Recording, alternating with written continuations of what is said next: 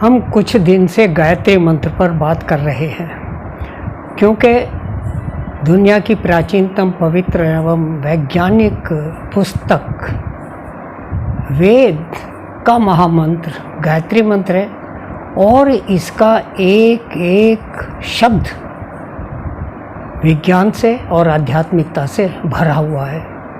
इसको आत्मसात करने के लिए और इसका पूरा लाभ उठाने के लिए इसके रहस्य को समझना हर हिंदू का परम कर्तव्य है। तो अब तक हमने इसके कई शब्दों पर बात की। आज चर्चा करते हैं कि धीमहि धियो यो नः प्रचोदयात्।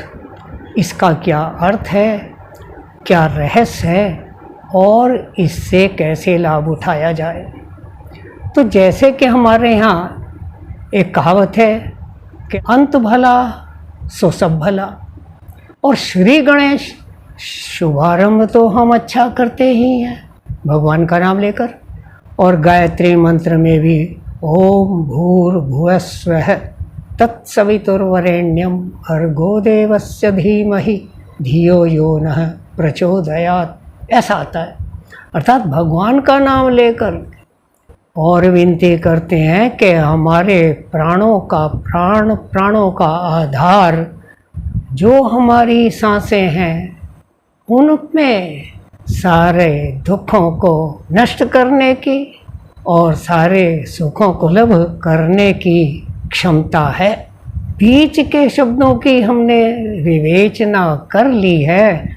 अंत में आता है धीमहि धियो यो नः प्रचोदयात्। हे ईश्वर, ये जो बुद्धि आपने हमको दी है, जो हमको भौतिक यौगिक या आध्यात्मिक कार्यों की ओर अग्रसर करती है, इसको प्रचोदयात् सन्मार्ग में लगाइए।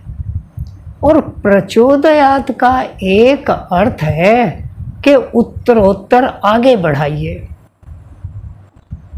प्रचोदयात् जैसे गति, चलना, आगे बढ़ना, और प्रगति उसको प्रयत्न पूर्वक बढ़ाता रहे तब गति प्रगति बन जाती है। उसी प्रकार प्रचोदयात् उत्तरोत्तर हमारी बुद्धि को अच्छे मार्ग में लगाइए। तो पूरा रहस्य लाभ विज्ञान को समझने के लिए आवश्यक है कि प्राणों के प्राण भगवान को अपनी सांसों में देखूं, अपनी सांसों में भगवान को मिला लूं। जब भी समय हो हर सांस के साथ ओम, और बाहर जाए तो बहुत ध्यान से सांसों को देखूं, परखूं, ताकि मन सांसों में टिके।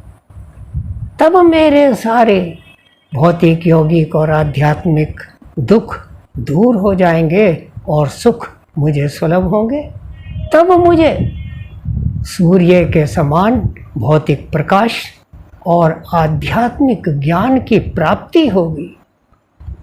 और यदि मैं इसका वर्ण कर लूं, इसको अपना लूं, हर समय इस पर ध्यान दूं, तब मेरे अंदर एक ज्ञान की ज्योति जलती है, जिसको यौगिक लोग कुंडलनी शक्ति कहते हैं, सुषुम्ना जागरण कहते हैं, और ऐहिक लोग उसको मान सम्मान, ज्ञान और शिक्षा की डिग्रियां या प्रमाण पत्र पाने की क्षमता को बताते हैं।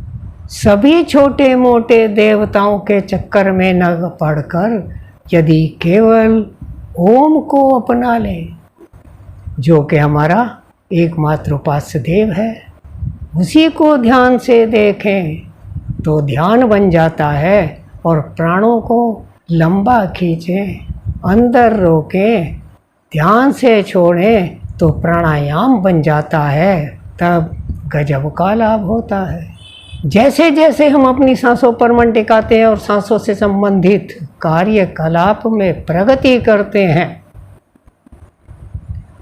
तो धीमहि, ये बुद्धि हमको पृथ्वी के समान एक आधार देती है। जैसे पृथ्वी पर पूरा संसार टिका है, सभी लोगों के लिए ये धरातल एक आधार है, उसी प्रकार हमारी बुद्धि पृथ्वी के समान एक आधार बन जाती है, जिसके सहारे हम हर तरफ प्रगति करते हैं, ऊपर बढ़ते हैं और अपने जीवन को कल्याण मार्ग की ओर आगे बढ़ा करके मुक्त हो जाते हैं। यही वास्तव में जीवन जीने की वास्तविक कला है। इस बुद्धि को बराबर ओम से जोड़े रहें, अपनी सांसों से जोड़े रहें, प्राणायाम से जोड़े रहें, ध्यान से जोड़े रहें, तो बस समाधिस्थ हो जाते हैं, फिर हमें कोई कमी नहीं रहती। इस प्रकार श्री गणेश ओम से करें अंत भला सो सब भला, कोई कमी हमें बाकी नहीं रहती।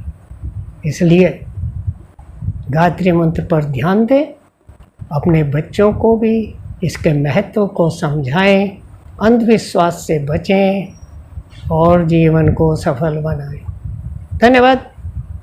नमस्ते।